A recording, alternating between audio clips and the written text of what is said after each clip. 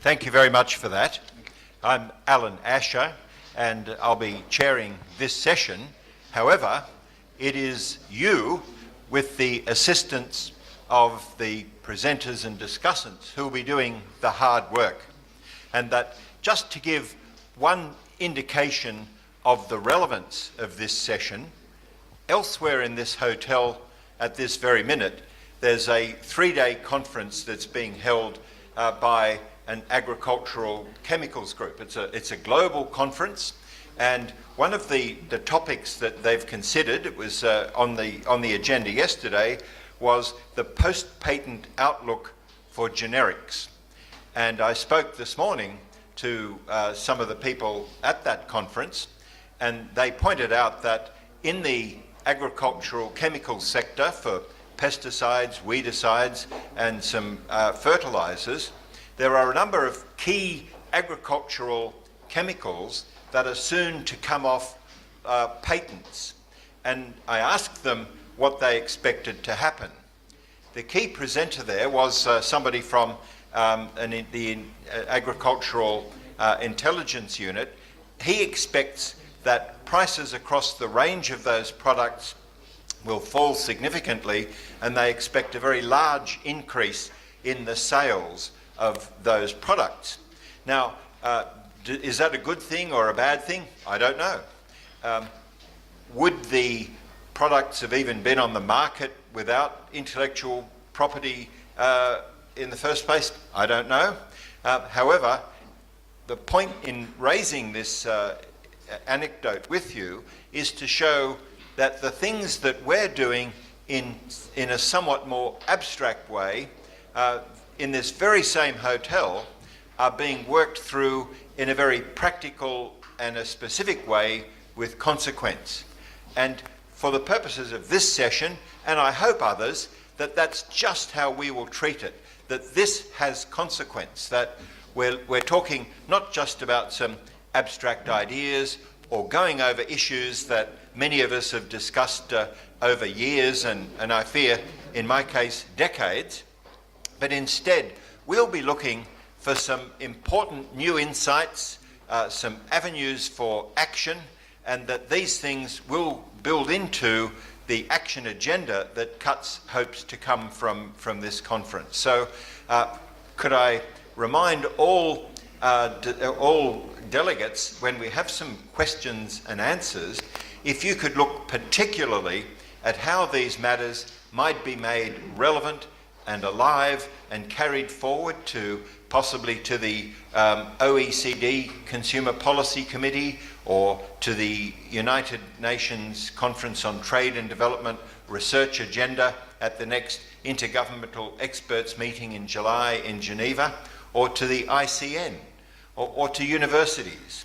Let's also be looking out for some current bilateral or multilateral trade negotiations where IP is a part of them, to see if some of the things that we've discussed and learned may fit into that as well. And so my call is for focus and relevance and things that can go forward. That doesn't mean people shouldn't be open about questions, but it does mean we should be looking for those opportunities. And so I'm now going to invite our first presenter, Thomas Chang, to speak, followed by immediately Keith Maskus and Shamdad Bashir. So, please.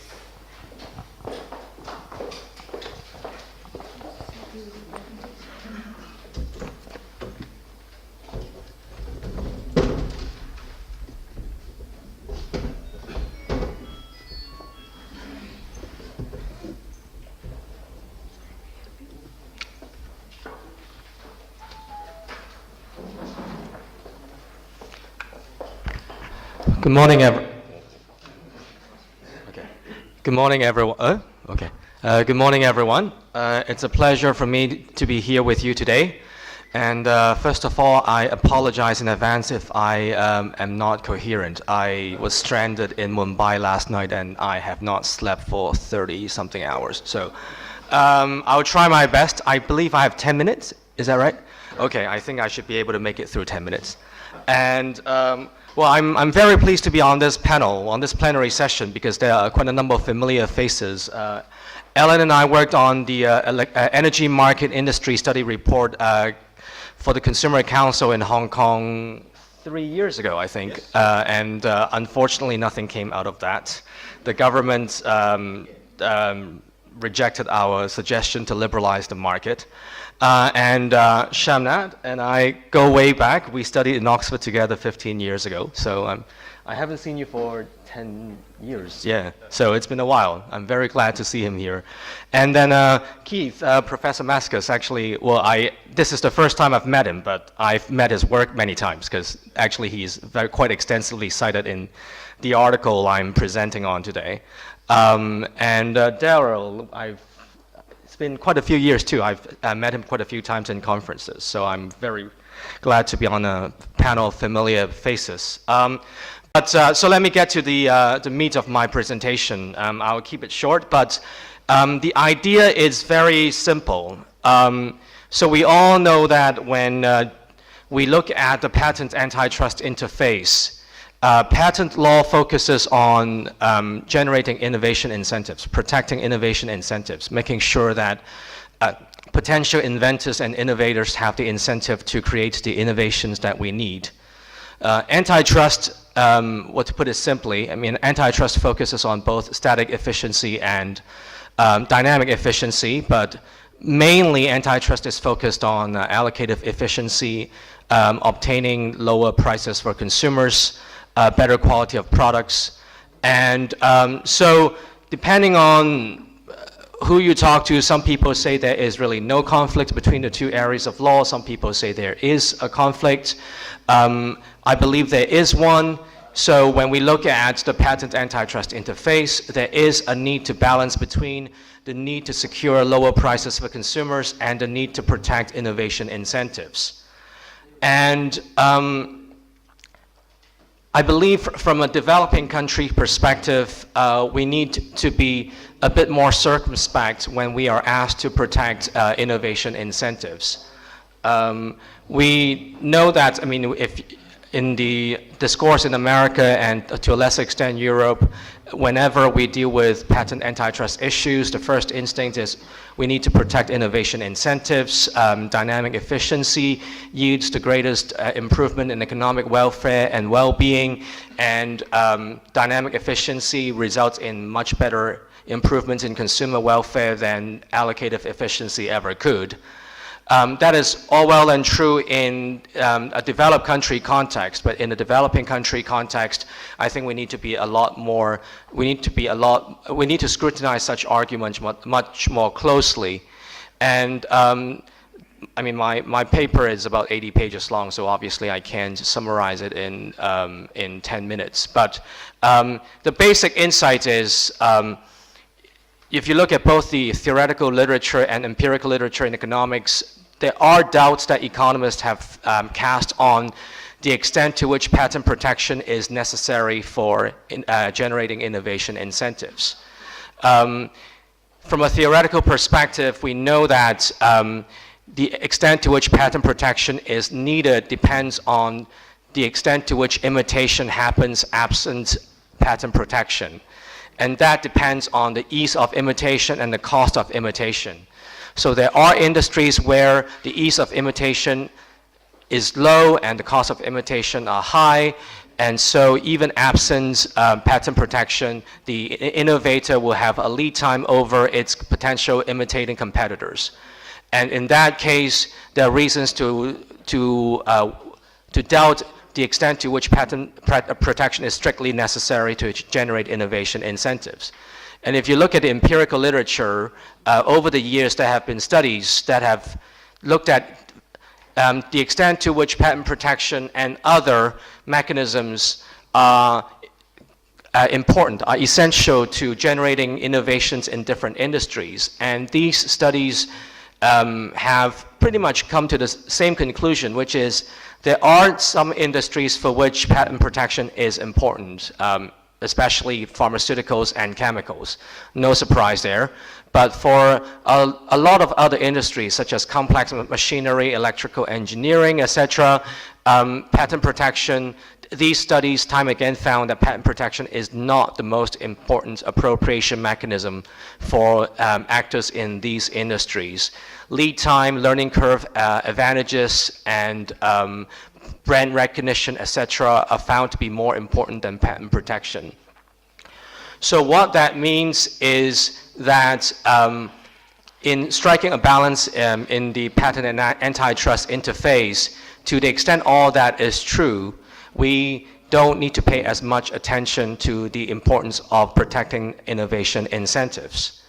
And what is more important from a developing country perspective is the fact that imitation often plays as much of an important role as genuine innovation in the technological progress in developing countries. Most developing countries, it's a bit of a generalization. The extent to which it is true depends on the country and the sector. I mean, there are obviously in developing countries such as China and India, which are on the global technological frontier in some industries. But for a lot of the developing countries, I would dare to say, they are not on the global technological frontier in most industries. And for them, innovation really is imitation of leading technologies from developed countries. Economists have written time and again that imitation is not easy. Imitation itself requires research. In order to learn and copy and replicate an advanced technology, firms in developing countries need to do their own research to be able to localize the technology. Implementation of a technology requires tacit knowledge that is not codified in patent protection, in patent application documents and scientific journals. And research is necessary. So in a lot of developing countries, innovation often takes place in the form of imitation in a global sense. And obviously, if you have very stringent patent protection or very permissive rules for patent exploitation under antitrust law, you will make it harder for firms in developing countries to imitate. And that would retard the technological progress of developing countries. And economists from Robert Solow on have noted time and again that it is technological progress that accounts for a very large part of economic growth. Technological progress is very important to economic growth, and therefore, if in striking the balance between patent policy and antitrust policy, we make it too hard for developing country firms to innovate, we are making it harder for developing countries to grow. And of course, there's also, in striking the balance between protection of innovation incentives and consumer welfare, there's also the side of consumer welfare we need to look at. And I would argue that in developing countries, a lot of consumers are very poor, especially consumers of basic necessities and foodstuffs. And to ask them to incur consumer welfare loss to generate innovation incentives, it's a very difficult ask of them. And we should only do that if we are very certain that the consumer welfare loss is necessary to generate the innovation incentives. And my last point, I think I saw the red signal. So my last point is something I called innovation incentive externalities in my article, which is the fact that when global innovators, developed country firms look at innovation, whether to innovate or not, they don't just look at the patent innovation incentives generated by the domestic patent system. They look at the patent systems across the world. So one can make the arguments that developing country patent systems, they don't just generate innovation incentives for domestic firms, but they also generate innovation incentives for international firms, for MNCs. So to the extent that is true, and if we curtail patent exploitation by way of antitrust rules, then we may impair the innovation incentives of these multinational corporations. But here I argue that, first of all, it depends on which developing country we're talking about. There are developing countries which are large economies with very big markets. Again, I'm talking about the likes of the BRICS countries. And I think for those, it's quite clear that the MNC innovators do take into account the innovation incentives generated by the patent systems of those countries. But if you're talking about a sub-Saharan landlocked country, I highly doubt that the MNC innovators would take into account the innovation incentives generated by those patent systems. And so I would argue that in small developing countries with small domestic markets, they should not pay attention to the fact that MNCs may rely on the innovation incentive generated by the patent systems, because the reality is, I argue that in most cases, the innovation incentives generated by the domestic patent systems are not important. And they probably only account for a very, very small part of the revenue of the MNC innovators. And if an innovation would otherwise become not worthwhile to pursue because the return to investment becomes 2% smaller, then the innovation itself was originally probably only marginally useful. And in that case, we may question how important it is that we make sure that that kind of innovation takes place. So I think I'll end right here, and thank you very much. Well, thank you, Thomas. I'd like to invite Keith Maskus to make some comments. Thank you, Alan. And I'd like to start by thanking the organizers of the conference and CUTS International for the invitation. Never been to Jaipur before, so this is a great pleasure for me. And I'm also actually an avid consumer of CUTS International's products, their papers. I don't always agree with things that are written by CUTS, but I think the analysis is typically very strong and certainly makes the case on many of these complex issues on behalf of the developing world. So keeps me informed, to say the least. Full disclosure, I should tell you that until 3 weeks ago, I had spent the prior 12 months as the chief economist of the US State Department. It's not a job I recommend to anyone. But had I been here 3 weeks ago, what I could say is going to be rather different from what I'll tell you now. So let me turn to Professor Cheng's excellent paper, which shows just how complex these questions are, things that we've been discussing for many decades, and I think we'll continue to discuss for many decades to come. So intellectual property rights and competition policy are sometimes described as two sides of the same coin. Sometimes they're described as policy initiatives that are in opposition with each other. What that just will tell you is that that there are difficult balancing items to be struck here, and sometimes either side can get out of balance. I will just tell you that in the United States, very few observers would claim that the IP system is representing an appropriate balance between those of innovators. You know, the IP protection is very strong, and access and consumer pricing and the rest of these kinds of issues, to the point where fairly recently, in the last several years, the U.S. courts have begun to step in and say, wait a minute, maybe we've gone a little too far. And we should not be doing things like issuing automatic preliminary injunctions and so on. So in this context, there's lesson number one. Keep in mind that the judiciary has a role to play here as well, and that's an important issue. So my time is short. I'm going to offer just a few comments on the paper, and then an observation or two more broadly. But before I do that, let me just add one initial observation here. These are not only complex issues for any country, whether you're talking about the United States and Europe, or India, or China, or Burkina Faso. When you add the complexities of globalization, how do you calibrate openness to trade investment to these kinds of issues. And then differences in development levels as well. There has to be some evolution of these policies over time and across countries. These are very complex questions, and Thomas's paper certainly recognizes that complexity. Well, the first comment I'll make on the paper is that you should read it. You'll learn a lot from it. But I find the organization a little bit surprising in that it goes 45 pages without actually getting into the question of what are the actual competition policy levers that might be useful for developing countries and might be deployed in an efficient way.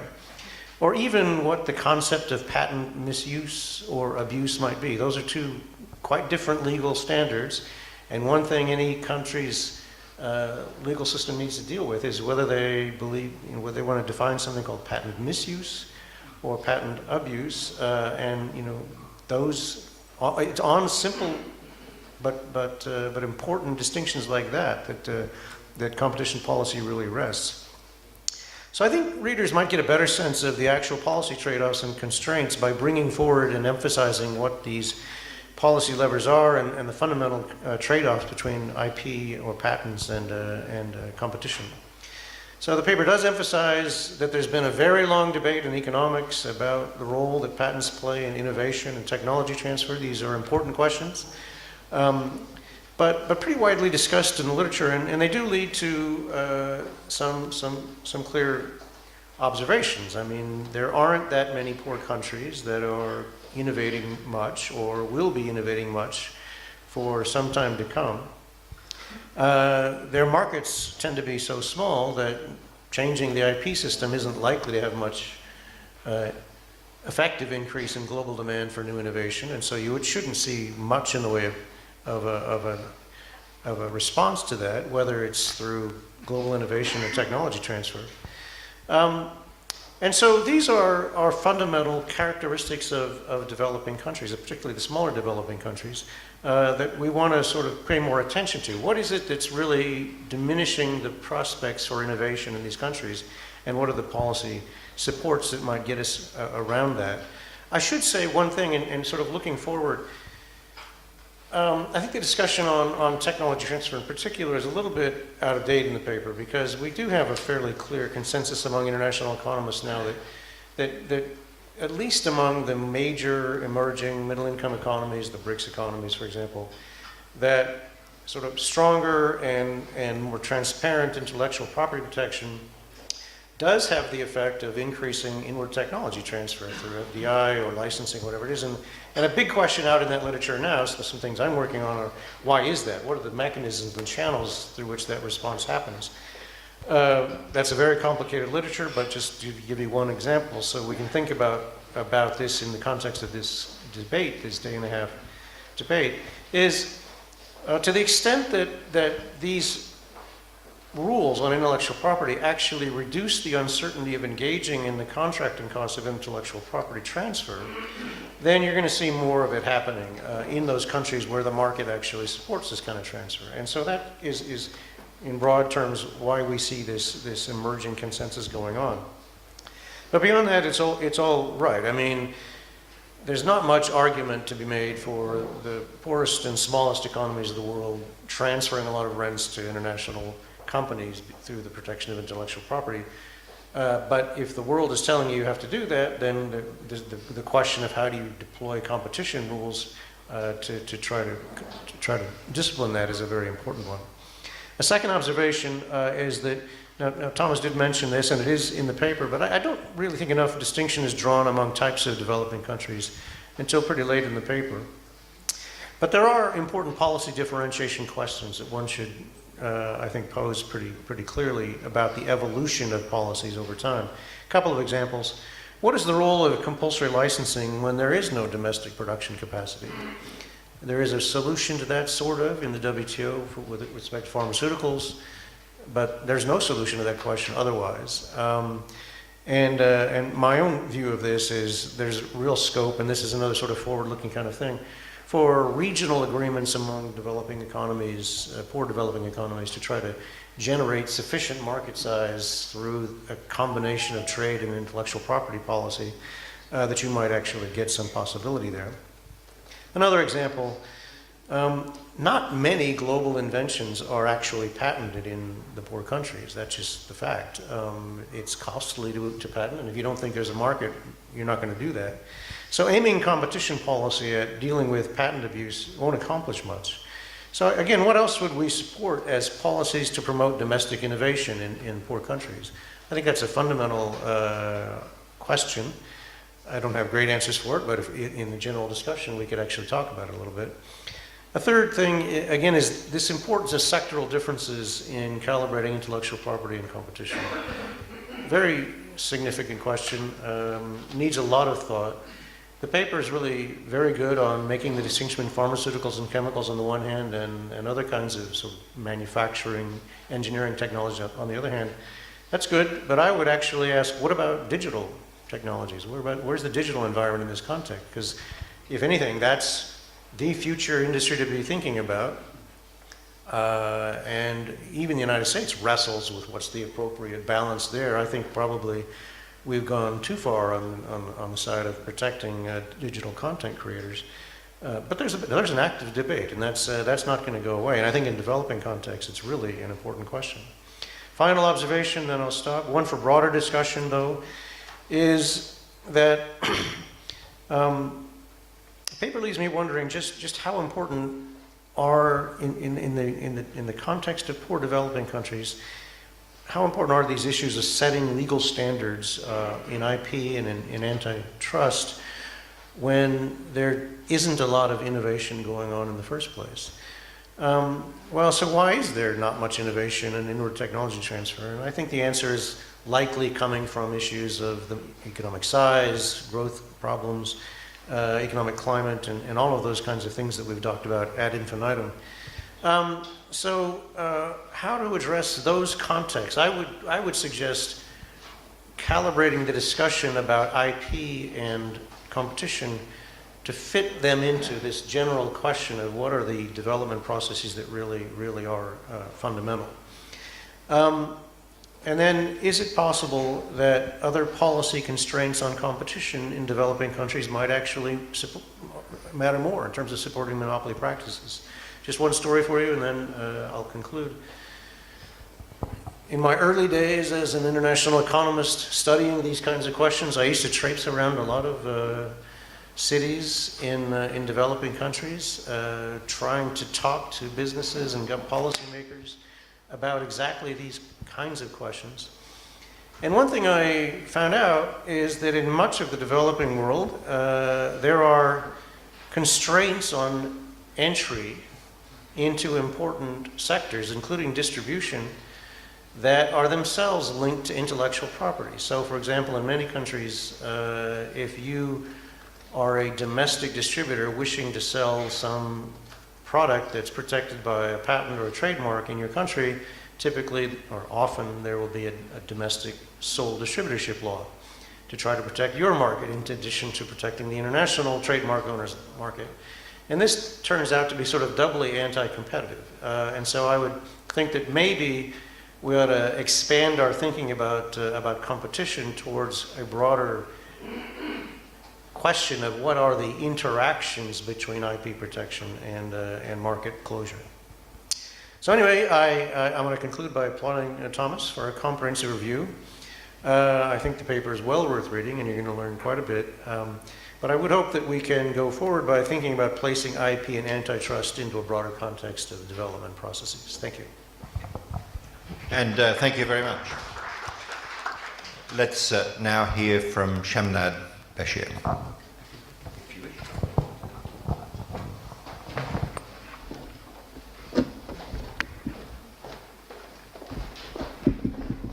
just place it down. Thank you. Firstly, thank you, Guts, Mr. Pradeep Mehta, Uday, Ujjwal, all of you for such a warm welcome and putting together this fantastic session on a theme that's close to many of our hearts. And of course, wonderful pleasure to be back here and have comment on Thomas's paper. We were batchmates and we studied competition law together. We were all at sea, I think, at that stage, coming into it for the first time. And as typical lawyers, the moment you see a graph, you tend to run away. And competition law was full of economics and graphs, at least at the initial stages. It's wonderful to hear from him and to see his fantastic paper. I'm definitely putting it on my reading list for the students, because it encapsulates the key issues quite well and quite extensively. I don't know what it is about conferences, but the last conference I was at also, Keith is a very tough act to follow, and they always put me after Keith. So most of what I wanted to say, he's already said it, but I'll try and expand on it a little more. So Thomas really situates the conflict and the interface quite well in a developing country context. And I think I'm completely with him on the fact that, tilt the balance more in favor of, in many ways, walking into the IP domain and doing a little more for the balance between the private monopoly interest of the innovator and the larger consumer welfare or the public interest.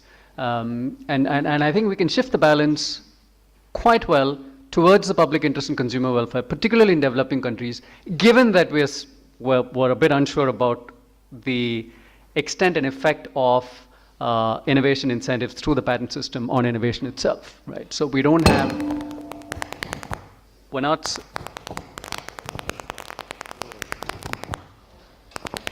go off. Oops. It's a dangerous topic to wade into. I think Keith stressed on one point, which is that the judges have a lot of discretion, and that's a point I want to focus on. You're not able to. Oh, yeah. Hello.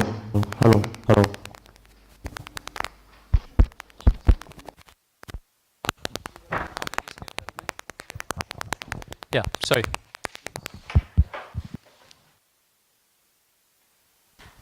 So judges have a lot of freedom and flexibility to tailor IP jurisprudence in ways that promote consumer welfare, and I think that might be one of the missing links in the paper. And it raises a fundamental issue. I mean, what are we trying to do when we come to this interface and we say, should IP trump competition or should competition trump IP? I think we need to be very careful here, because if the problem is with the IP regime, one would think that logically you need to repair it within the IP regime first. Right. And this is a tendency that we in India are all too familiar with. Something is rotten in this system, let's prop up another system, without addressing what's happening here. We have problems with the Planning Commission, let's set up a Niti Aayog. We have a problem with research at universities, we don't get enough research at universities, well, let's set up specific research centers. And this was a brainchild of the earlier Congress government. They wanted to set up centers for advanced legal learning and research, because legal research wasn't happening at universities. So you're not keen on. Hello.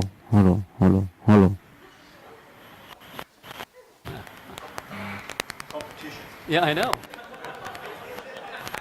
I was wondering if it was a ventriloquy of some sort. Hello.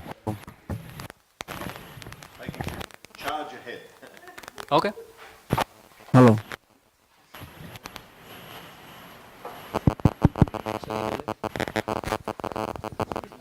Lots of good substitutes, all about competition. So I think the fundamental question is, if we are trying to repair problems with the IP regime, let's try and focus on how can we repair it within the IP regime itself. So is there a component of consumer welfare and public interest that we can effectuate through the IP regime itself? Yes. And India is a great example of that. We've seen that injunctions, particularly in pharmaceuticals, and this is a sector that Thomas very rightly focuses on, because it is, as he rightly points in his paper, an outlier. In the debates on innovation incentives and whether they work to induce innovation in sectors, pharmaceuticals are the poster child, and Keith stressed on this as well, because it does take an enormous amount of R&D to actually get drugs onto the market.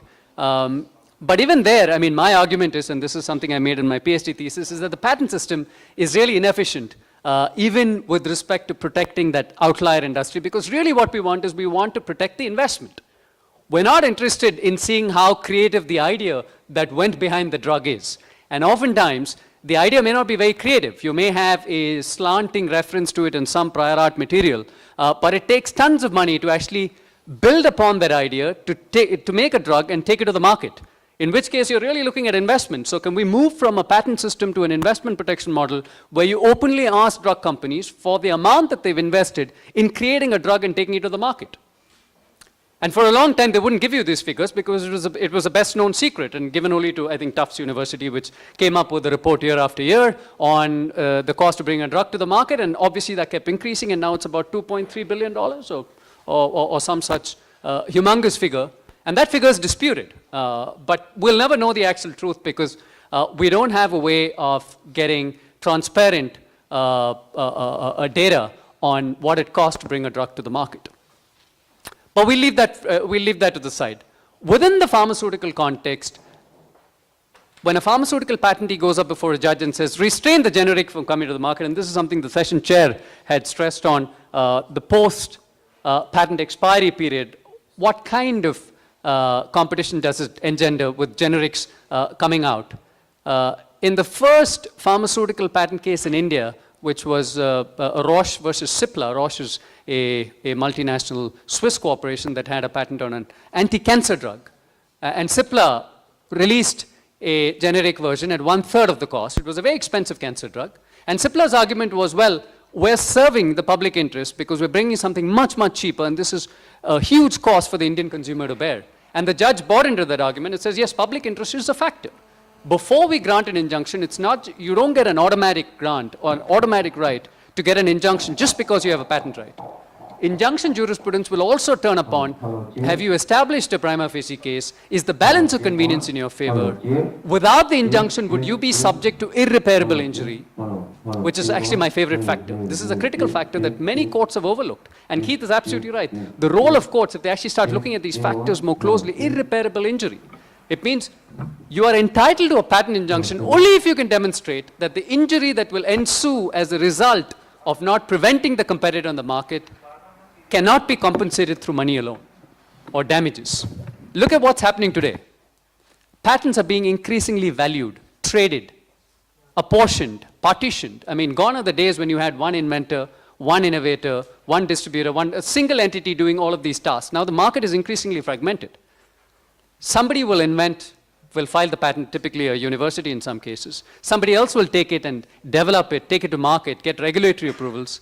Even after they get the regulatory approval, a Pfizer, in the context of the pharmaceutical market, may decide to license out the drug to many others in many other markets. So it's several different players coming together, and as a result of which you need upfront, you need a value for that particular knowledge asset, and that is being increasingly valued. And if it's being increasingly valued, then it's very difficult for a patentee now, in some cases, and in future, in almost all cases, to go up and argue that without this injunction, I would be subject to an irreparable injury, which means it cannot be compensated by money. Ultimately, patents are going to be about money, right? Let everyone use it.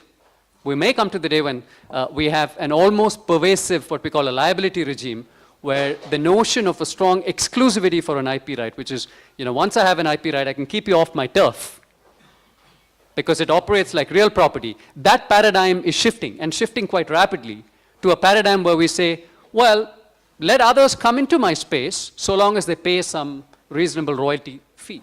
So we can't keep people out just because we have a patent. But we're entitled to some compensation because they're actually treading on a knowledge asset that we came up with. And if that is what the future is going to look like, then you're not going to get injunctions in the way that you got earlier. Courts are going to be more circumspect, and courts are going to permit infringers on the market so long as the reasonable royalty is paid. And if that's the case, consumer welfare is then enhanced. Then do you really need the competition authorities to step up into this terrain? Would you still be having this debate that we need this, that there's a patent clash between competition and IP? Well, you've repaired the IP regime to some extent. If consumer welfare was your main concern, you have ways of effectuating it, and TRIPS gives you flexibility. I mean, the notion that you're stuck because TRIPS is so static and so strict is a misunderstanding. I mean, for those of you who've read TRIPS closely and seen how countries and courts have begun to operationalize patent regimes and sort of leverage TRIPS flexibilities, TRIPS is very flexible. And India is experiencing that more and more. I mean, when Section 3D, which is a beautiful pharmaceutical filter to filter out non-meritorious pharmaceutical patents, typically evergreen patents, where the pharmaceutical company takes one patent and then just before it expires, makes a small tweak in the drug molecule, takes another patent. Section 3D of the Indian Patent Act was brought in to prevent precisely that, saying that small tweaks will not get you an additional patent. You need to demonstrate that that tweak resulted in a significant impact of the additional drug you're bringing onto the market. Now, I think that is a very pro-competitive patent provision, because it effectively means that you're preventing a monopolist in the market, a drug patent monopolist, to keep extending their monopolies, but through a tweak in the patent regime. You've not gone to the Competition Act. You're doing it solely through the patent regime. So I think one is to explore ways in which you can repair the regime from within itself. And the regime was never meant to protect only innovation incentives. If you go back to the founding charter of many of these patent act and patent regimes, the purpose of patent law is to balance out the private innovation incentive against the larger public interest. And this is not just a socialist republic like India saying it. This public interest is also a factor in the world's most capitalist economy, the United States. Public interest is a factor, even in injunction jurisprudence. And courts have clearly said, Supreme Court time and again, and I think Keith pointed that out, that you will not get an injunction if the public interest is disserviced. And it's not just in the high-tech sector, with eBay and the others, it also happens in pharmaceuticals. And it has happened in a couple of cases. In fact, US jurisprudence on public interest goes back to the early 1940s. You had a 1940s case where the court ruled that injunction will not be granted because this patent that was meant, that covered a new technology for cleaning sewage was so valuable to the municipality that they had to use it. And the patentee couldn't prevent the local municipality from using this particular patented technology because the larger public interest would be disserviced. So that's the first point. The second is, let's also look at areas where the competition authority may be better placed from an institutional competence perspective to decide the issue. And I see compulsory licensing as a big issue here. India did one of the biggest compulsory licensing cases in the post-TRIPS era, again over an anti-cancer drug, priced excessively. A German multinational patentee, Bayer, which was selling it at almost 3 lakhs a month, which is quite a significant sum from an Indian perspective. And the generic manufacturer came up and said, well, under the Patents Act, I'm entitled to a compulsory license if I can demonstrate that the patentee is not servicing the reasonable requirements of the public through the patent. And they were able to show that because the price was so high, only 2% of the patient population was actually getting access to the drug. And that was never contested by the patentee. In fact, the patentee's sole argument was that, well, we spent a lot of money to get this drug, so you can't just come in and issue a compulsory license. To which the patent controller said, well, show us what the cost is. And they said, well, we can't do that. It's a trade secret. And said, well, too bad. Then I'm going to issue the license, and I'm going to set a royalty rate that was fairly arbitrary, but you had nothing else to go by. I mean, not really. I mean, it was a UNDP rate. The UNDP had come up with a report a long time ago saying 4 to 6% is a decent royalty rate for pharmaceutical inventions. But that's the other battle. I think the battle really is going to be, what's the rate going to be? And I think, given the economics of the situation, are you serving the reasonable requirements of the public? Are the public getting access to the good? What is the reasonable royalty rate? I think these are issues for which the competition authority, at least notionally, may be better placed to decide than a technocratic body like the Patent Office, whose appointments and whose personnel are mainly trained in the art of figuring out if something is inventive or not. Right? So these are scientists primarily, or people with science backgrounds coming in and technology backgrounds to evaluate as to whether or not something is cognitively superior from a scientific technological perspective to merit a patent. If you ask them to evaluate ex post effect of a patent, has it serviced the market well, what should a reasonable royalty be? I think there are going to be serious institutional competence issues. So at a policy level, we need to ask whether some of that stuff could be shifted out to a competition authority, but let the turf be clear. And let us not try to solve the problems that are arising in one through just taking it to the other, unless we find that institutionally they're much better placed and more competent to actually take it on. Is that all? Yeah. Okay. So, Thomas, once again, thank you very much for a wonderful, wonderful paper. And like I said, I think it's going to be of tremendous value for many of us who sort of take a couple of courses in this and teach classes. So it's great reading material to start off the students. So thank you very much for those thoughts, and thank you. Thanks very much for that, Shamnad. Let's change focus a little bit now, and this next presentation is going to look instead at the interest of promoting competition versus the need to give incentives to innovate. And there's a subtitle, Undecided Clash of Titans from the EU Perspective. And so we'll invite Uroš Semelović to come and speak to us.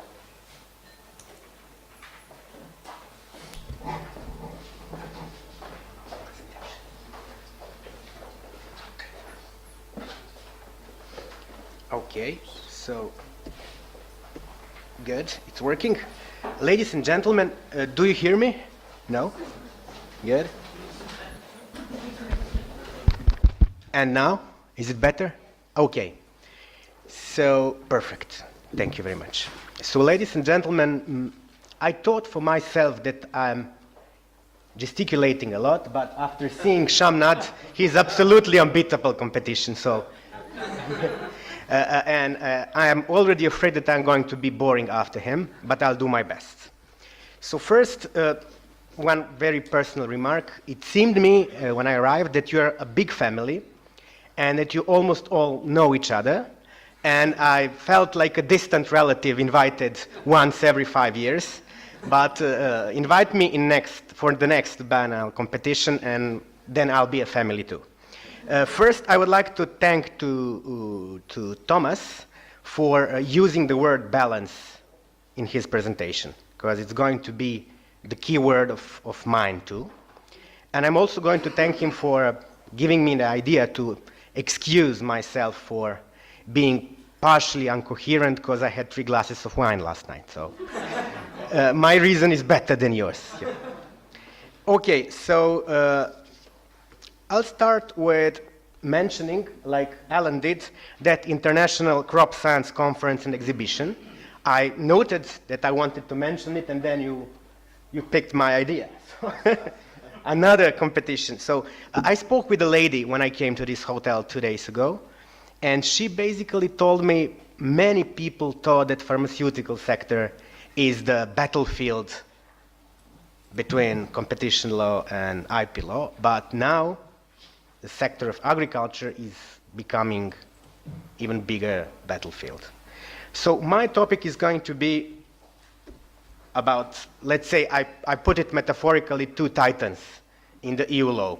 One titan is interest to promote competition, and the other is titan is incentives to innovate. First titan is bigger and older, but second one is getting stronger. I will explain this during my presentation. This is just a quick plan of presentation.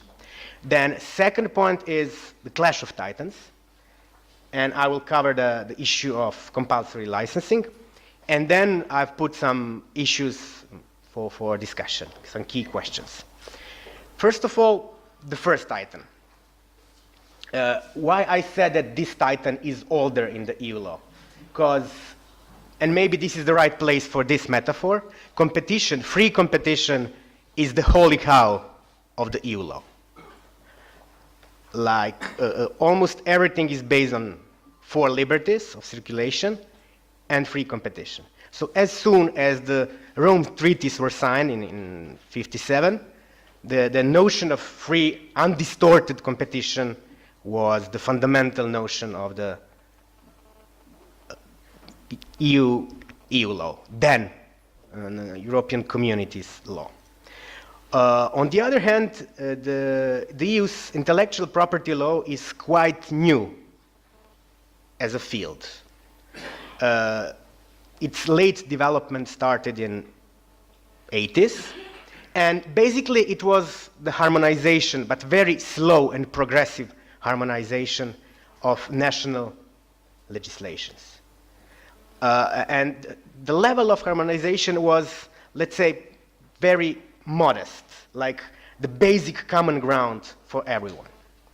Then in 1993, the community trademark was created, but there is absolutely no unitary patent protection in the European Union. None of it. There is European Patent Organization, but it has nothing to do with the EU.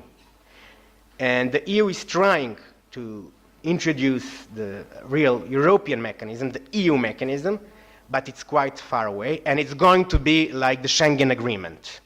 Some countries will join it, some non-EU countries will join it, while some EU countries would not like to participate in it. We will see. It's still undergoing. But I wanted to really to attract your attention to one very clear juxtaposition of two values. Because basically we all speak about values here. That's why we are so passionate about the topic. Values are behind it, not just the simple legal norms.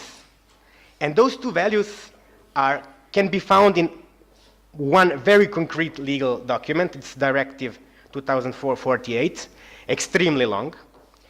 And in the first recital, the directive mentions the need to eliminate distortion of competition.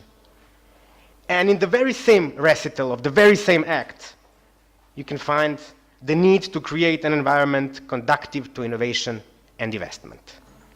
So my key point here, first key point, would be my titans, in my metaphor, the titans I'm speaking about, are not always fighting. Very often they are collaborating. Yesterday, when we had that idea, that proposition that competition law should be taken as a more important, supersedes the IP law, and then the gentleman in the first row asked a very clever question, should we abolish property as such? So thank you for that question. I think that the crucial idea is let's make, Shamnad, what you said, let's make those titans cooperate whenever it's possible. And then when there is a clash of them, then let's try to find a balance. This is my final slide, or almost final slide. I will have the last one when the lady shows me the red sign.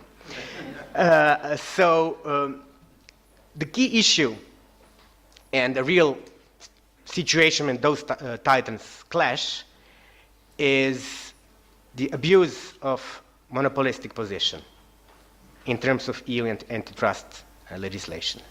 So what could be considered as illegal behavior by competition law in the same time is perfectly legal and legitimate according to another set of rules. And there is an Italian professor, Pardolesi, and he had a really very good point.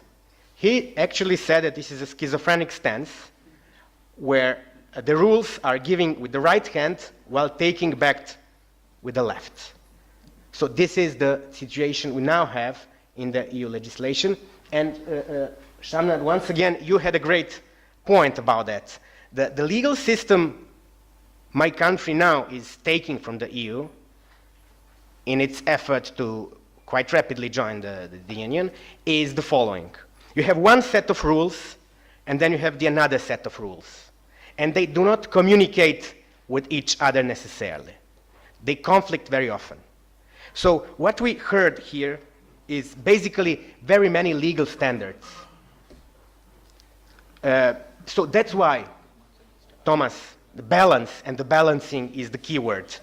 The only universally applicable solution, this is my second point, is to perform the balancing. One side, negative effects for the entity which requested the license of the refusal of IPR holder, and on the other, the prejudice that that very same holder might encounter if compulsory licensing is imposed.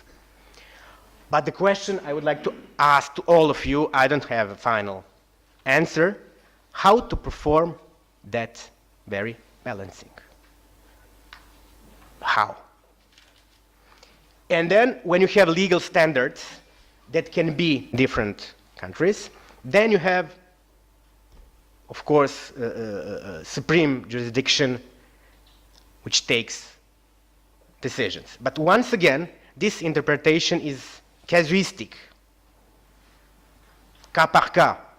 I don't know if Madame Durand is here, but anyway, But anyway, it's casuistic, and you cannot really understand to which extent the EU supreme legislation defends one or another position. And there was one famous case that it's still commented and still haven't been understood fully. It's case Microsoft versus Commission. And in that the decision, the court provided some element of common, what I called common European response in my article, regarding that balance. And once again, we can hear the legal standards.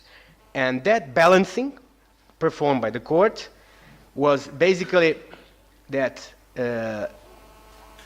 IPR holder should sufficiently establish that the disclosure of the information would have a significant negative impact. So, let's repeat it. Sufficiently, significant.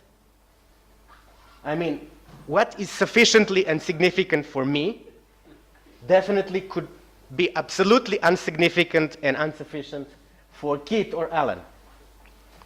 So once again, you throw the hot potato into the hands of the one who is entitled to interpret and implement the court's decision. So the entire relation of those two titans, when they clash and collide, on the international scene and on the scene of the EU, looks me like a hot potato game between the institution and various stakeholders. So the supreme jurisdiction takes a decision by making the potato even hotter, and it throws it into the hands of another institution. This is actually the situation we have. So my second question to all of you, and I think it's going to be definitely less than 10 minutes because I'm getting closer to the end, is when it shall be considered that the negative impact is established, and which degree of this impact should be considered as significant. For the people from that International Crop Science Conference, it could be one thing. For the pharmaceutical sector, it could be another. For the EU legislation, it could be one thing. In one country, one thing. In the other, another. Especially in the light of the fact that, as I already told you, there is no harmonized nor unified patent protection in the European Union. There is one in the European continent, but these standards are not always applicable, and they do not always give the answer to the questions I tried to ask and underline here. So I would like to thank you for your attention.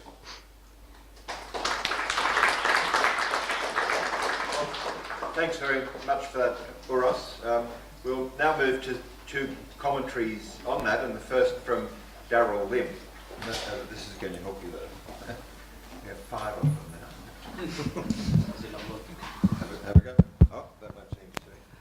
All right. Thank you, Alan, and thank you, Katz, for organizing this event. I think it struck me as quite remarkable that Katz invited an academic from the US and an Indian commentator to talk about a European perspective on competition law. But never would you do this in family law or labor law, indeed most other areas of the law. And I think it's a great privilege to be gathered together in a room discussing the world's problems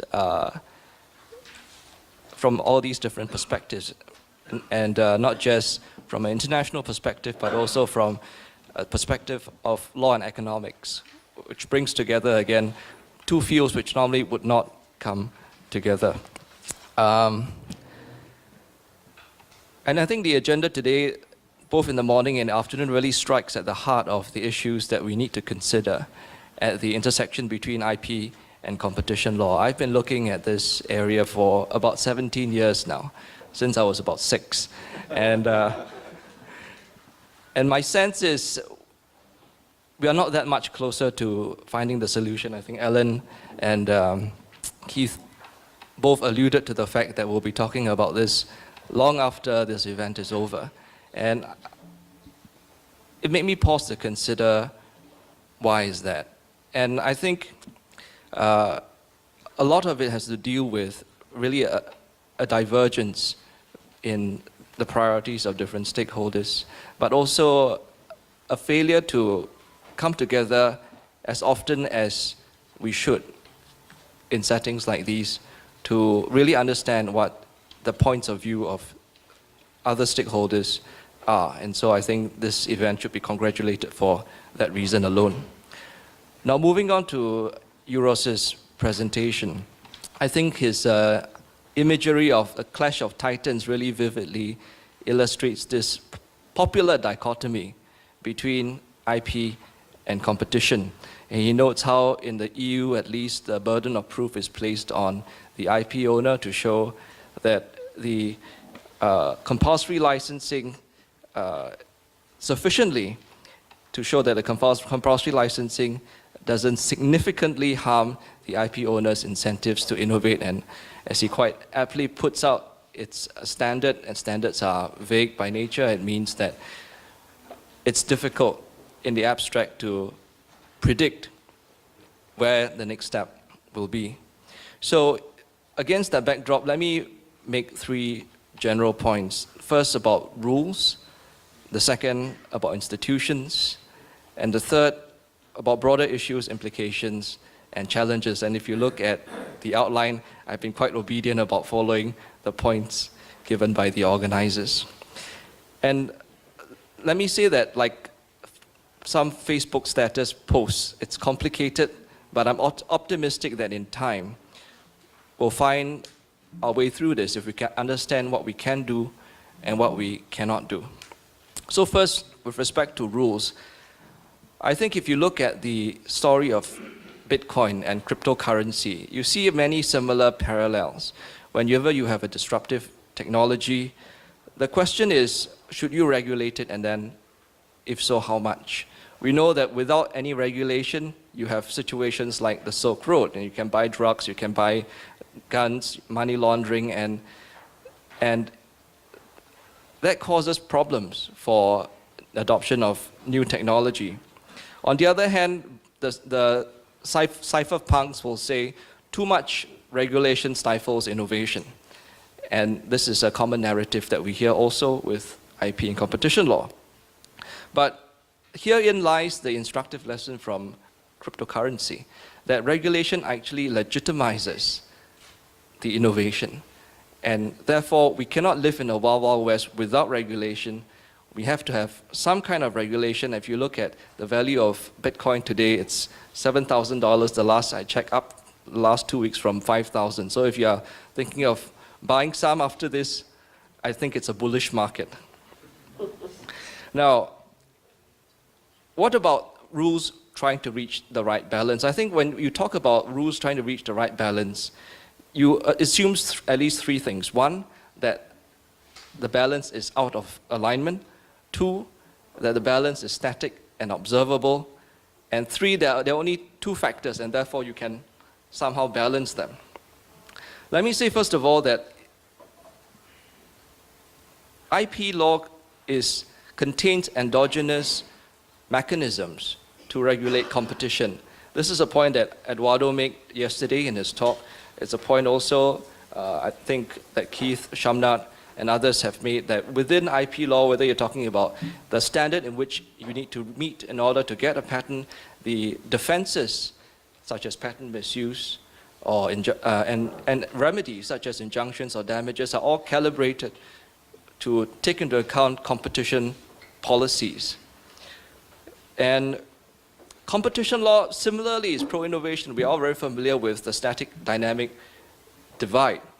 And if you look at agency guidelines put up by the FTC, Justice Department, and EU and other places, you recognize, and courts too recognize in cases such as Trinco, that you need to defer to the owner of the infrastructure in order to incentivize the investment in creation of future technologies, future infrastructures.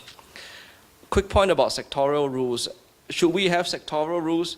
Well, as Nitin mentioned, quoting Fritz Malchap, if you never had a rule, it's probably better to have several, but since we already have one rule and you have a whole ecosystem built around those rules, it's better just to keep things as they are. Now, in the US, in a case called Activist, which I'd commend to your reading, the Supreme Court has sidestepped or addressed the dichotomy in a different way. Rather than seeing one has to trump the other, it recognizes that both competition policy and intellectual property policy, in this case patent policy, define the scope of the patent approach. So the scope of the patent, rather than having a per se legality or per se illegality. Now what that means is that life becomes more complicated, but it means that you are more likely to reach accurate, reasoned, and principled conclusion. Now, on the static and observable point, this is where people often fall into the rational actor fallacy. Economic models are somehow stuck in the 70s or 80s. We know that Richard Thaler won the Nobel Prize this year. One thing that Richard Thaler is known for, economists, and there are like 2 people in this room that know Richard Thaler apparently, is behavioral economics. And I think what behavioral economics does is it encourages us to dig deeper for what I quote Euros's article, sufficiently precise and universally applicable rules. The only thing that's really common to us in IP and competition law is the fact that we're all human. And being human, we tend to have heuristics, we tend to have biases. And one example that Eduardo gave is innovation is the driver of the economy. And the application to that is people are generally risk adverse. Now, if you're risk adverse, it means that you tend to be, especially you see this in the US, unwilling to intervene. Now, why is it then that in the EU and in China and other places, people are more willing to intervene? Because it is more of an administrative system, and therefore there is that incentive to show that you are doing something. And in the minds of a person that decides to be a regulator, the small but significant risk of 9/11 happening is a sufficient reason to crack down on Silk Road-like effects, even if it means squelching innovations like Bitcoin. And so that is one explanation for why you have more intervention in regulatory heavy, administratively heavy industries, countries like Europe and China, and less in the US. Now, as to 2 factors, Euros talks about international innovation-based ecosystem. I think this is where you need to recognize that there are limits to put in place by both culture and local priorities. There's a limit to what local governments can do. Thomas talks about institutional capacity limits. There are other limits which many of us are more familiar with, like corruption, rule of law. Do you have the physical infrastructure to support innovation? How do you treat the human resource issue? And gender stereotypes come into play here. What about the rural-urban divide? Are you comfortable being an agrarian society as Australia, New Zealand, South America has tended towards? Or do you want to be a technologically driven industry like the Nordic countries, US, Korea, and Japan? And of course, we are all more familiar these days with the idea of populism. And that leads to what Euros calls inward-looking set of national institutions. And so all these play into the IP competition balance as well. Now, nationally, each country also has its own priorities. The EU has the single market and the European Court of Human Rights. China has its obsession with the one-party rule of the one-party state and stability. The US, its obsession with laissez-faire, suspicion with government encroachment on private liberties. And so all these also will bleed into and inform the application of IP and competition law. And finally, be careful what you wish for, because if you move towards a technologically driven industry, you're going to have massive disruptions in your labor market, which means a lot of people are going to be out of jobs. And is the national government ready for that sort of transition? Now, finally, let's talk about broader issues. Euros used the analogy of the holy cow. In the US, we think about holy cows quite differently, I imagine, than here in India. But carrying on that analogy, you can't keep milking the cow without feeding it. So how do you feed it? Well, you've got basically three options. You could feed the cow with organic food. So that means keeping the way that it was supposed to be, or the way that it is, IP plus competition. And then competition intervenes in exceptional circumstances. Option 2, you could feed it inorganic food. And Nitin talked about it yesterday. You get rid of the IP system, you rely on government grants. The third is forget about innovation. Be happy where you are. Just stay as a third world economy, and then you don't have to do that balance. And I think each country has to make its own choice. Now, where does all that bring us? It brings us back to the initial point I made, which is you need more neutral forums for discussions of these ideas. 2 weeks ago, I'm a big believer in that, I organized a roundtable where I brought economists, people from industry, people who wanted strong IP rights, people who wanted weak IP rights, people who wanted strong competition law, not necessarily different people, not necessarily same people, could be different people. And brought them together to say, all right, so explain to each other why these priorities are important to you. And for many of them, it was the first time that they moved beyond the rhetoric, beyond the vilification of the other side, to understand that there are certain legitimate considerations and motivations driving where the other party is coming from, but also solutions which they did not see before, such as endogenous policy levers within intellectual property law. And I'm glad that this same spirit continues at a conference like this, where you not only think about pharma in isolation, but pharma and how that relates to agriculture. You're going to be talking about standard essential patents. You're going to be talking about digital payment systems.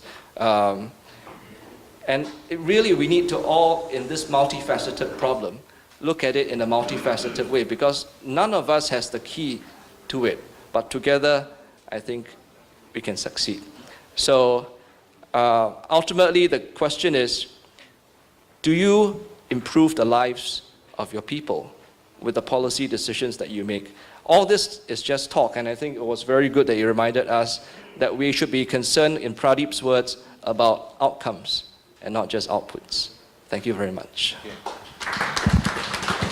So thanks, Darryl, and now Geeta Guri, who's a former member of the Competition Commission. So we'll have an Australian chair inviting an Indian former regulator to comment on the European paper.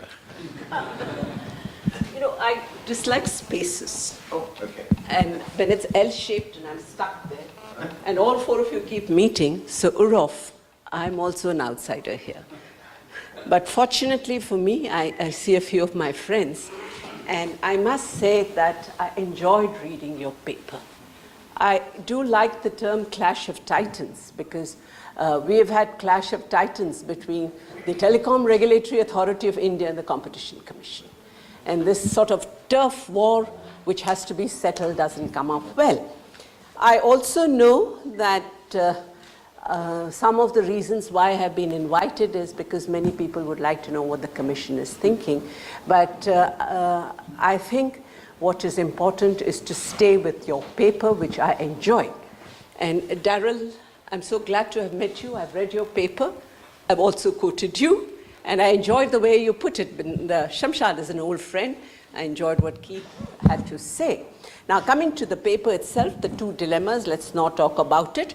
That has been going on, and that would continue. And you have posed the issues very well.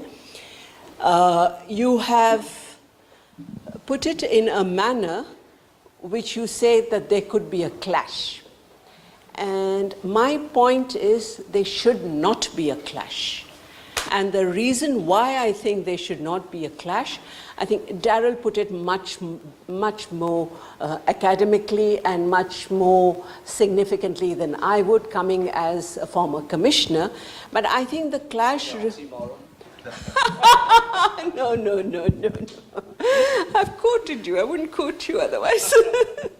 But you know, the fact that really comes up is, it depends on what your focus is and whom you are serving. And if that is not clear, then that's where the clashes that keep coming up. And whatever my chairperson here might say, or Shamnath Bashir says, I think the mischief is done by the lawyers. They're the ones who interpret the way they want to and the way it suits them, and that's where the mischief really comes in. I also was very interested in looking and hearing about you on the famous case of the Microsoft versus Commission, but now you have the Intel judgment, which makes it even more interesting because it's a throwback to the Fair Trade Commission saying, where are the economic effects, where are the analysis done, and what is your effective competition, the effective competitor test that is used, which is what I argued for 5 years, saying that any judgment of the Commission must have economic analysis. The lawyers won. So we had very little about economic analysis, and that's where I look at the Intel judgment, because it's the economic analysis, as Darrell will agree, will be able to get things more clear, and it's not something that you cannot define what welfare benefits and who are the larger group. It is just how you study it. Now, I do find that in the case of the judiciary, there has been a certain amount of discrepancy in India too. But before I get to India, I think what I would like to point out, and staying with the paper of Uruf, is Uruf or Urus? Urush. I suppose you'll grant me that much. There's two conditions. And that's why I said the Intel judgment becomes very important, and you pointed out, is it sufficiently established? And the other one that you have brought out is on the question of how much is the harm? What is the extent of the harm?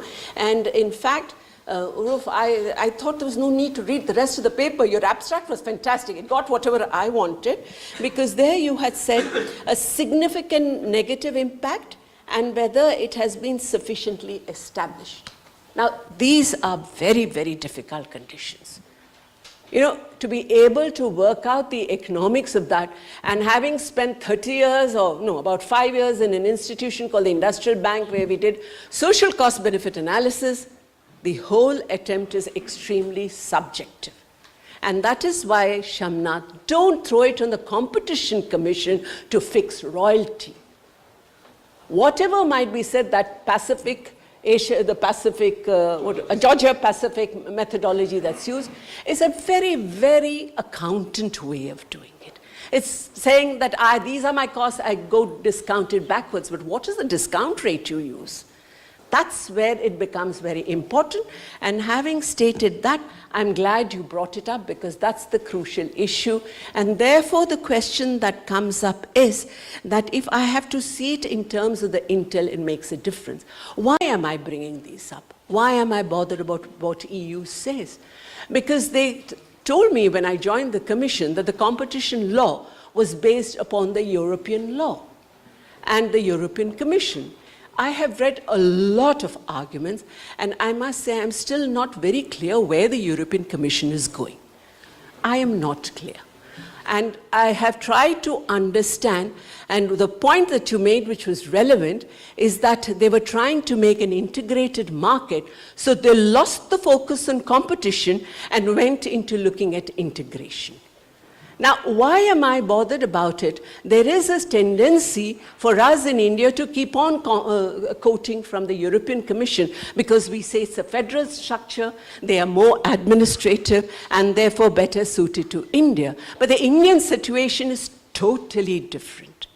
And the process that has brought about this differentiation is the fact that we have a different setup. And when we are talking about innovation, something that Shamnath also mentioned, we are talking at different layers. You have the question of the algorithms, the ones that Indians are very good because we're very good in mathematics, and then you come into increasing productivity, and then you come into the real lower level where you are going to digitalize, and it's been fantastic. On my flight today, I had a lady who was talking about healthcare and how she's using digitalization to get to primary healthcare centers. So these are innovations all along. Now, what should the competition law do? Should it go against patents? Now, what are the patents that you're talking about? And when we talk about FX, it's not that one becomes protectionist and then gets the Supreme Court to say, look, have you looked at the economic effects? Have you looked at the effective competitor test? But that you have to take a jump and say, these are patents that have a two-way process in a globalization process. If I, as a competition law person, do not intervene in the market and let patents be they are, it throws a signal. It's a signal not only for foreign investment and uncertainty, it is a signal for my youngsters from the Indian Institute of Technology to design more software and get patents. It is also a signal that these patents, Indian design, could be used within our country. And one thing that I think we shouldn't forget is that in this setup, it is not patents alone, but we're now shifting to the data problem. It's a question of the data issue. Who has the data? How do we handle it? I mean, Europe might have a privacy issue, we would also have, but where we are concerned for the question of economic growth, who wants information? And that's what that lady who told me about the healthcare, the primary health center. We are a huge country with diversity of comments and diversity of opinion we need to encourage. Now, let me not go off into my favorite subject, but come back to your very good paper. And here what I was trying to see is that perhaps although it's a federal structure and it's a common attempt to create, India has been better at it. We have managed our federal structure well. When we went in for economic liberalization, it was debated over 10 years, and therefore we didn't need so much of a competition policy as an effective competition act. And going from there further into the questions of the rules and regulations that you brought up, I think the point that you made, Rolf, was the fact that in the European Commission they were looking at rules and regulations. Now, when I have been looking at the Competition Act, what is the problem? The core of our act, like your core, is in our preamble, which says the consumer has to be protected. But protecting consumer means protecting competition and not protecting competitors. And several of our cases, that has been the ongoing argument. You cannot protect competitors, let them face the competition, but where do consumers get? Now, if you want to follow an extremely protectionist situation, which is what I think the first speaker hinted, then the regulator is trying to shape the market the way he wants and not the way the market operates. You know, that's the sort of risk that has to be taken. And I don't know who said it, but what has been the abuse with patents? What kind of abuses do we have with patent laws and that taking place? And I personally feel, do regulators foresee what the markets want? The first argument we've had is with TRAI.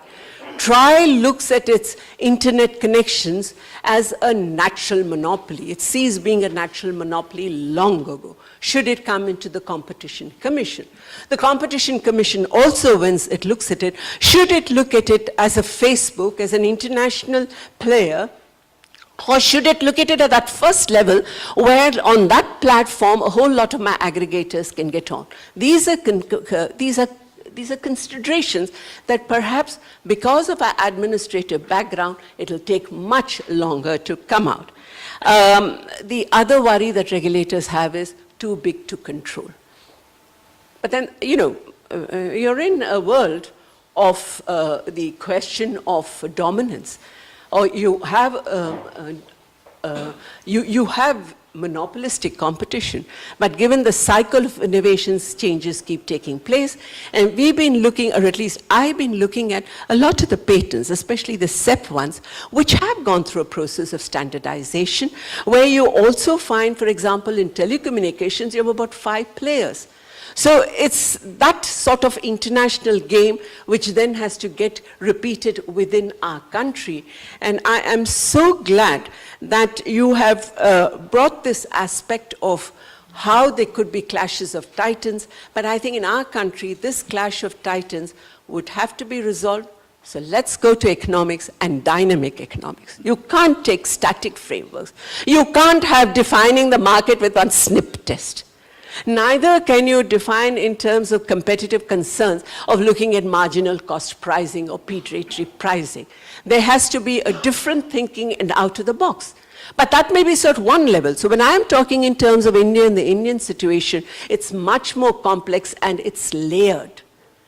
It's possible people quote back China to me and they have been very effective in a protectionist policy, but not in our country. I see the red flag and I think we should flag it as a very good issue. Thank you.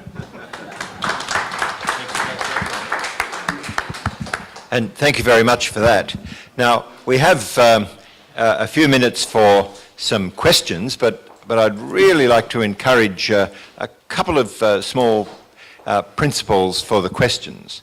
The first would be, it would be good if they were questions. That's always a good thing for question time. And secondly, because we've got 6 presenters, then it's not going to be all that useful to have questions that are directed to everyone. And if I could encourage, yes, and however, so I'm just asking for some precise questions, and as always, we really would like to get to know you afterwards, so tell us who you are, and then a short, sharp question, then after that, the 2 presenters are going to have a couple of minutes to respond to those. So we'll just collect the questions, and then the presenters at the end of a few questions will have a chance to respond to them. So could we have indications of questions right down here in the middle, please? Yeah. Thank you so much. My question is... you failed the first test. Who are you? Oh, sorry. I'm Vikas Kathuria. I teach competition law. So my question is to Professor Cheng and Professor Maskus. Professor Cheng, I read your paper, 2012 paper. It's nice. Nobody can disagree with the fundamental premise. Well, you need to have system of innovation. So I have 2 quick questions. First of all, ICT sector, pharmaceutical sector, there are huge brackets. Even within these 2 brackets, if you look at the sector, there are so many layers, so many slices. And all these different parts of the sector may not be at the same value chain, value ladder. They may not be at the same stage of evolution, first. Second, when exactly do you get to know that the sector has moved from imitation to innovation? When the time comes to nudge it through the policy levers towards innovation. And taking cue from these 2 points, how do you translate these 2 economic findings into administrable legal rules? Because we, as lawyers, legal academics, are willing to learn from economics, but we also have to stick to the cornerstone of any legal regime, which is legal certainty. So this is my question to both of you. Thank you so much. So another question? Right down the back on the left-hand side. Mm-hmm.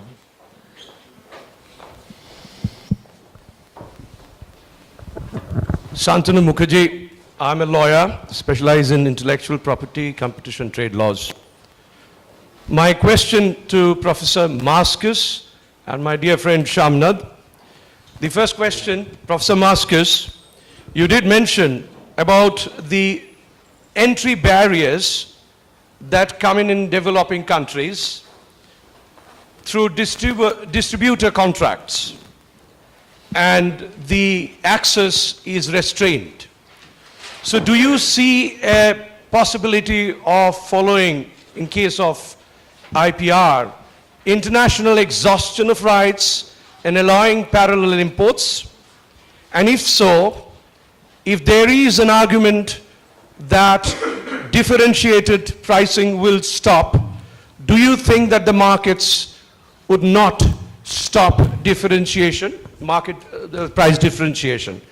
And for Professor Shamnath, you have raised quite a number of issues, and I do support them. On pharmaceutical sector, do you think, apart from the issue of interim injunctions and proving irreparable loss. That's generic for all the sectors, I believe. But do you think that there should be sector differentiation, looking at pharmaceutical different from other sectors? Thank you. Thank you. And then another question. Do we have another question? I don't see any more hands. So we might then get very quick responses, if we may, from the two discussants, and then, oh, there was. Please. I'm Atiur Rahman. I'm a former governor of the Central Bank of Bangladesh. I just want to touch on the points raised by Daryl Lim on the cryptocurrency.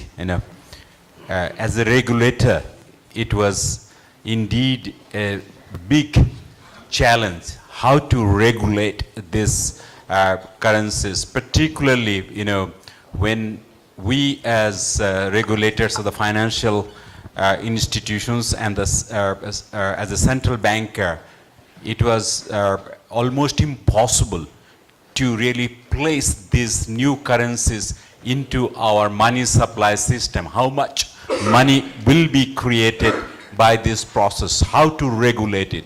We put our heads together, many of the regulators from the developed countries, including New Zealand and others, and also developing countries. It was almost impossible to really find out how much really currencies we will push into the market, and what will be its impact on inflation, on shadow banking, and how do you do that?